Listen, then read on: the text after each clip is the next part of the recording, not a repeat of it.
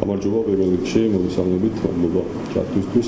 Შეხება თვითონ დოკუმენტს ძალიან ასე უცებ შევხედე და პრინციპში ეს არის დადასტურება იმ ანგარიშისა, რაც ევროკომისიამ გამოაქვეყნა ჯერ კიდევ ოქტომბერში, როდესაც ითქვა, რომ საქართველოს ინტეგრაციის პროცესი არის de facto შეჩერებული, უბრალოდ ასახულია ეს ბოლო გადაწყვეტილებებიც, კერძოდ განცხადება, რომელიც ირაკლი ობახიძემ გააკეთა 28 ნოემბერს, როდესაც საქართველოს საუბრობად მიიღო აქედან მხრიდან გადაწყვეტილება, რომ შეეჩერებინა და ეს საკითხი აღარ დაეყენებინა ევროკავშირში გაწევრიანების საკითხი 2028. კი ბატონო, აი ახლა ამ ანგარიშის შემდეგ შეიძლება თუ არა რომ რაღაცნაირად დასწრებაზე ლაპარაკობენ ისინი ელოდნენ ამას და თითქოს თავად გააკეთეს განცხადება ეს და დასწრება, გავაუმნებელყვეთ და ასე შემდეგ რაღაც ტიპის არგუმენტები აქვთ 28 ნოემბრის განცხადებასთან დაკავშირებით. Როგორ შეიძლება ეს აიხსნას სწორედ დღევანდელი ანგარიშის ფონზე?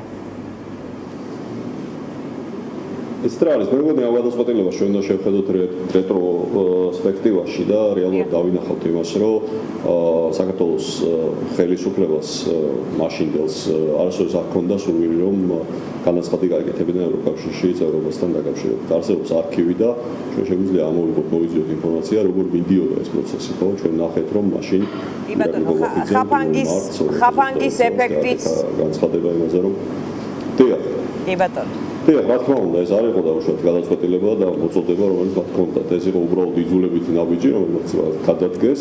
ევროკავშირში გაწევრიანების პროცესი იყო ტვირთი საქართველოს ხელისუფლებისთვის, იმ თვალსაზრისით, რომ ეს მოითხოვს უამრავ რეფორმას, იმ თვალსაზრისით, რომ ამ რეფორმების გატარება შეიძლება შეარყიოს ის, რომ ისინი მათ ვერ შეინარჩუნონ ძალაუფლება, აქედან გამომდინარე, ისინი ყოველთვის ცდილობდნენ და ყოველთვის თავს არიდებდნენ ამ რეფორმების გატარებას და საბოლოოდ მივიდნენ იმ ეტაპზე, როდესაც მათ ეს ტვირთი ასე ვთქვათ მოიშორეს, უხეშად რომ ვთქვათ, და ეს დამოკლეს მახვილი, რაც ეკიდა მათზე ამ ევროინტეგრაციის და ევროკავშირში გაწევრიანების პროცესის სახით, ამაზე თქვეს უარი. მაგრამ ეს ტვირთია ერთის მხრივ მათი გადამოსახედიდან, მაგრამ ჩვენთვის, საქართველოს მოქალაქეებისთვის ეს იყო შესაძლებლობა და არის შესაძლებლობა და ჩვენ დავინახეთ რა რეაქცია ჰქონდა ამაზე საქართველოს მოქალაქეებს და ის რომ ეს პროტესტი გრძელდება და ამას არ ეგუება საქართველოს მოსახლეობა, ამას ჩვენ ყოველდღიურ რეჟიმში ვატევდით თვალს. კი ბატონო, მე მინდა რომ ფრაგმენტი წავიკითხო ამ ანგარიშიდან, ცოტა ხნის წინ დაიდო ევროკომისიის გაფართოების ანგარიში, რომ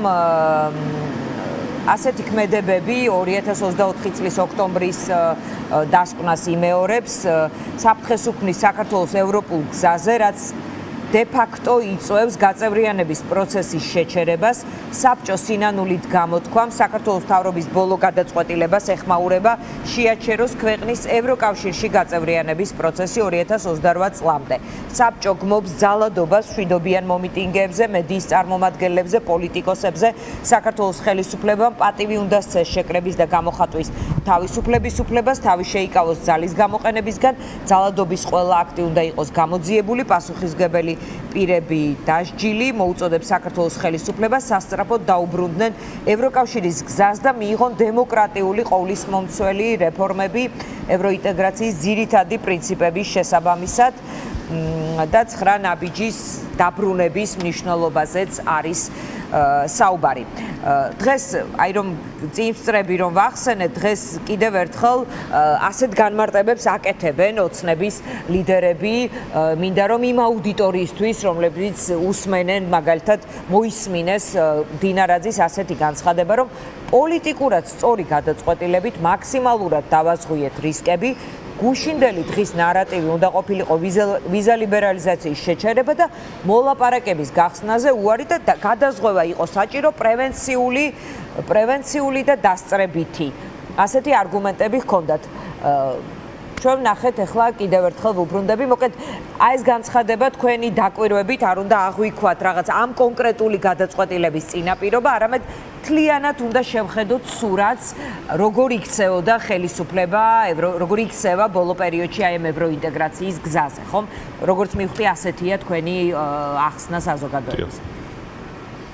აბსოლუტურად. მე ვფიქრობ, უშუალოდ პირველი დღიდან, როცა განაცხადის გაკეთებასთან დაკავშირებით მიღებული იქნა გადაწყვეტილება, იქიდან აი 28 ნოემბრის განცხადებამდე, თუ კი შევხედავთ, როგორ ვითარდებოდა, როგორი იყო დინამიკა 12 ნაბიჯი როგორ შესრულდა, რამდენი შესრულდა 12 ნაბიჯი და 9 ნაბიჯი როგორ შესრულდა ერთი წლის მანძილზე და ამ შემდეგ და ამას გავაანალიზებთ რაღაცა დიდ სურათში, ჩვენ დავინახავთ, როგორც უკვე ვთქვი და გავიმეორებ, ჩვენ დავინახავთ, რომ საქართველოს ხელისუფლებისთვის არასოდეს არ იყო ევროკავშირში გაწევრიანება პრიორიტეტი, პირიქით, მათთვის ეს იყო უბრალოდ ტვირთი, რომლის მოშორებისთვის შეარჩიეს შესაბამისი დრო და ეს გადაწყვეტილება იქნა მეორე.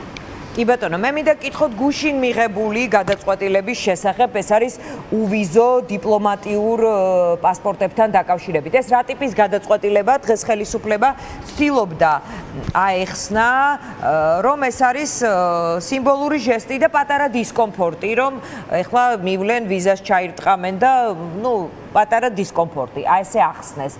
რეალურად ეს რა ტიპის ჟესტი არის ევროკავშირის მხრიდან? მე ვფიქრობ, აქ ორი საკითხი უნდა წამოვწიოთ. პირველ რიგში უნდა ითქვას, რომ ეს არის უპრეცედენტო. ევროკავშირის მხრიდან არასოდეს ყოფილა შემთხვევა, როდესაც დიპლომატიური პასპორტის მქონე მოქალაქეებს შეუჩერდათ ეს შესაძლებლობა და უვიზო მიმოსვლა, ეს პირველი და მეორე ის, რომ როგორც წესი იყო, რომ დიპლომატიური პასპორტის მქონე მოქალაქეებს, ეს იქნებოდა საქართველოს სხვა ნებისმიერი ქვეყანა, მათ ყოველთვის რაღაცა პრივილეგია ჰქონდა ორდინალური პასპორტის მქონე მოქალაქეებთან შედარებით. დღეს ეს გადაწყვეტილება, რომელიც პრინციპში გუშინ გახმიანდა საგარეო საქმეთა მინისტრების მიერ ევროკავშირის, გვაჩვენებს იმას, რომ ევროკავშირის მხრიდან უპირატესობა ენიჭება ორდინალური პასპორტის საქართველოს მოქალაქეებს, იმიტომ რომ მოიხსენებათ, რომ იყო საუბარი იმაზეც, რომ აი ხوار შეჩერდებოდა ეს ჩვეულებრივი ყველა ნებისმიერი საქართველოს მოქალაქისთვის, მაგრამ ევროკავშირმა იხელმძღვანელა სხვანაირად, სხვა პრინციპით, ეს დარჩა უცვლელი, ანუ საქართველოს მოქალაქეებს ჩვეულებრივი პასპორტი. ანუ თუ ადრე წითელი ლურჯი იყო პრივილეგიის ნიშანი, ეხლა წითელი პასპორტი იქნება პრივილეგიის ნიშანი, ანუ მოქალაქის პასპორტი. ესე გამოდის, კი ბატონო, ესე შეგვიძლია, ხო, ანუ ჩვეულებრივი მოქალაქეებს უფრო მეტი უპირატესობა აქვს დღეს ვიდრე დიპლომატიური პასპორტის მქონე საქართველოს მოქალაქეებს, რაც გარკვეულწილად არის გზავნილი იმისა, რომ ევროკავშირი უპირატესობას ანიჭებს ორდინალურ საქართველოს მოქალაქეებს, იმ მოქალაქეებს, რომლებიც როგორც უკვე ვთქვი, თავისი ევროპული მოვალისთვის იბრძვიან დღენიადაგ საქართველოს სხვადასხვა ქალაქების ქუჩებში და ამას ამჩნევს ევროკავშირი და ხედავს და შესაბამისად ეს არის გზავნილი საქართველოს ხელისუფლების de facto ხელისუფლების მიმართ, რომელიც ამბობს, რომ თითქოს ყველაფერი ნორმალურად არის, ეს არ არის ნორმალურად, იქნება გამომდინარე, რომ ეს არის ერთგვარი მიუღებლობა მათი მხრიდან და ისინი არანაირად ძალიან სასაცილოა იმის თქმა, რომ რაღაცა ვიზებს ადვილად მიიღებენ, არ მგონია, რომ ეს ადვილად მოხდეს, როგორც მათ წარმოუდგენლად. კი ბატონო, რა გაგრძელება შეიძლება ჰქონდეს პროცესს? პრინციპში დღეს ევროკომისიამ დაადასტურა, რომ გაწევრიანების პროცესი არის შეჩერებული. ჩვენ ასევე ვუბრუნდები ხელისუფლების, ეს ვთქვათ, არგუმენტებს ამ პროცესში, იმიტომ რომ ერთ-ერთი საკვანძო არგუმენტი აქვს, რომ ჩვენ უარი კი არ გვითქვამს, აი ეხლავე გაგვიხსნან მოლაპარაკება და ვაწერთ ხელს რაღაც ეს კომენტარი ალბათ თქვენს ბევრჯერ მოგისმენიათ, მათ შორის კალაძის, მდინარაძის, კობახიძის მხრიდან. ხო, აი ეს რას ვიზია ეს გათვლილი და რაზე? და რა იმედი შეიძლება გქონდეს მთელი ამ პროცესის მიმართ? დიახ. მე ვფიქრობ, იმედი არის ის, რომ ქართული ოცნების პირობებში შეუძლებელია ალბათ ძალიან ძნელად წარმომიდგენია, რომ ევროინტეგრაციის პროცესს დაუბრუნდეს საქართველოს. ეს ფაქტიურად გამორიცხული მგონია, იმიტომ რომ ქართულმა ოცნებამ გადაკვეთა ფაქტიურად ყველანაირი წითელი ხაზი და ყველაზე მნიშვნელოვანი, რაც მან დაკარგა ყველაფერთან ერთად, ეს არის ნდობა, ხო? მას არავინ არ ენდობა, არავის არ მიაჩნია ეს რაღაცა სანდო ძალად, შესაბამისად რაღაცა საუბარი, სერიოზული საუბარი მასთან შეუძლებელია. და სწორედ ამის პასუხი არის ის გადაწყვეტილებები, რასაც ჩვენ ვისმენთ და ხედავთ იგივე ბრიუსელიდან თუ სხვადასხვა ევროკავშირის წევრი ქვეყნიდან. რაც შეეხება მოგცენ და ხელს მოვაწერთ, მე მგონი ეს ცოტა არ იყოს რაღაცა არასერიოზულია, ძალიან რბილად რო ვთქვა, იქნება გამომდინარე, რომ იმისთვის, რომ ჩვენ ამ გზაზე მივსულიყავით და გახსნილიყო მოლაპარაკებები, საქართველოს ჰქონდა 1 წელი და შესასრულებელი ჰქონდა 9 ნაბიჯი და ჩვენ ვნახეთ, რომ ამ 9 ნაბიჯზე საერთოდ არანაირი პროგრესი არ იყო. იქნება გამომდინარე, ევროკავშირისკენ მიმავალი გზა გულისხმობს გარკვეული მიმართულებით რეფორმების განხორციელებას და ამ რეფორმების გარეშე ესე რაღაცა უბრალოდ ისე პოსტფაქტუმ არავინ არ მისცემს და არავინ არ გაუხსნის მოლაპარაკებებს საქართველოს. ასე რომ ეს არასერიოზულია ეს მსჯელობა უბრალოდ. ახლა უნდა ჩავთვალოთ, რომ ეს პროცესი არის შეჩერებული ვიდრე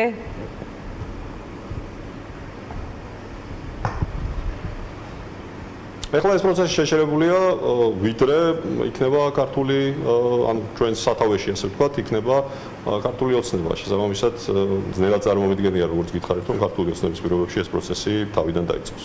კი ბატონო, მადლობა. ძალიან დიდი მადლობა ვანო ჩხიკვაძე, ფონდ ღია საზოგადოების ევროინტეგრაციის პროგრამის